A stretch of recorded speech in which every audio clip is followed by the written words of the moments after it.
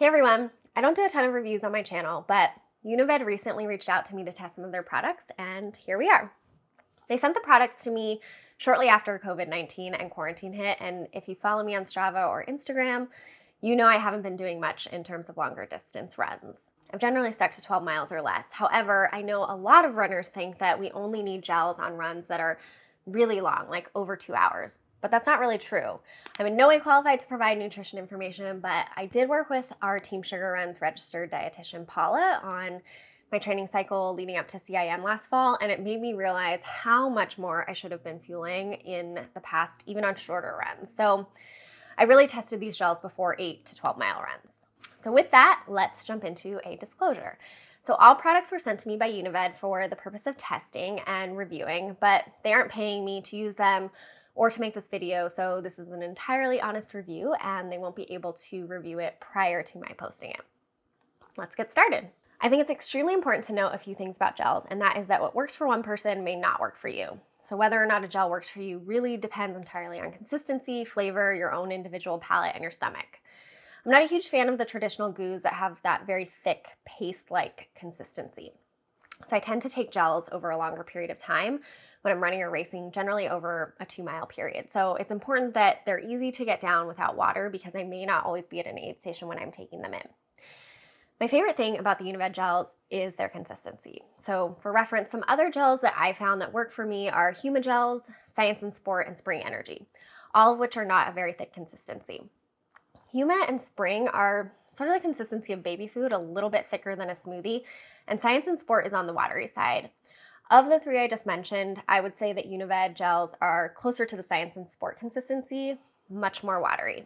Because of that, if you're using Unived gels and you pull them open, just make sure that you have a really light grip on the package because it does come out really fast. Okay, so let's talk about flavors. I really liked the vanilla sea salt in the Elite gel, and in the regular gels, I really liked the black cherry flavor. A majority of the flavors were okay. I mean, flavor is really all based on the individual preference. I know a lot of people really like coffee and chocolate flavored gels, and I'm just not into those, so those didn't really sit well with me.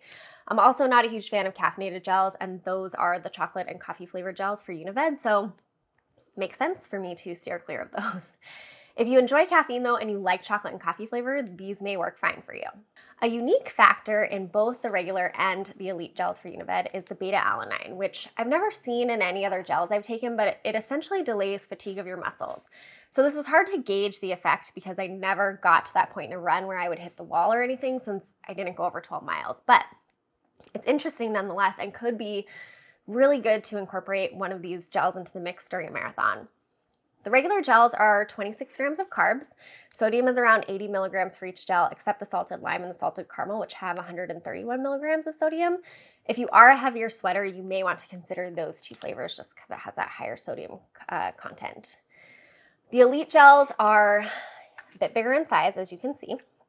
So something to consider is carrying something this big. However, all the gels that have worked for me are generally larger, and if you like it and it works for you, you're going to find a way to carry it.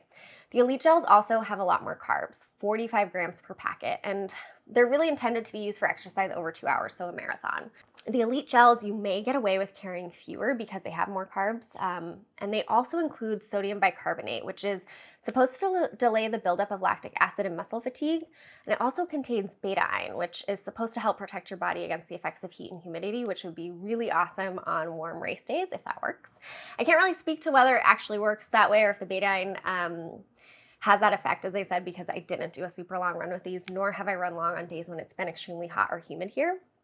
I've kind of been wimping out and pulling back on my mileage when it's hot, especially with no races on the calendar. But I would say the Elite gels are probably a really good option for ultra running because of the concentration, the higher calorie count, and their ability to help delay that muscle fatigue. I'm pretty bummed I didn't have a chance to try these during my 50K training, but would really love to incorporate them once I decide to take on an ultra again. Sodium-wise, the Elite gels have 177 milligrams, except for the melon sea salt and the vanilla sea salt, my favorite one. These have 277 milligrams. Unived also sent me their recovery drink. This is a post-run recovery drink that has a 4-to-1 carb-protein ratio.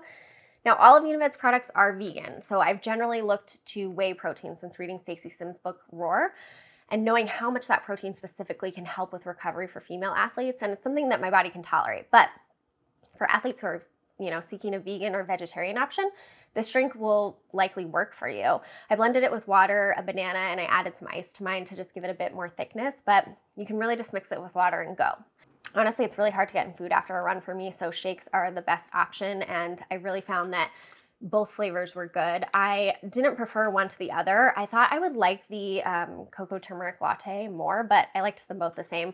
The turmeric latte does not have an overly turmeric-y taste, if that concerns you. I actually thought it was pretty mild, but if you are more sensitive to turmeric, you may want to go with the creamy vanilla. It was very creamy. I really enjoyed this one. So I hope you found this review helpful and that if you guys are interested, you give Unived a try. I've linked up some more details about them and where you can buy them in the description. Let me know you stopped by in the comments, and thanks for watching.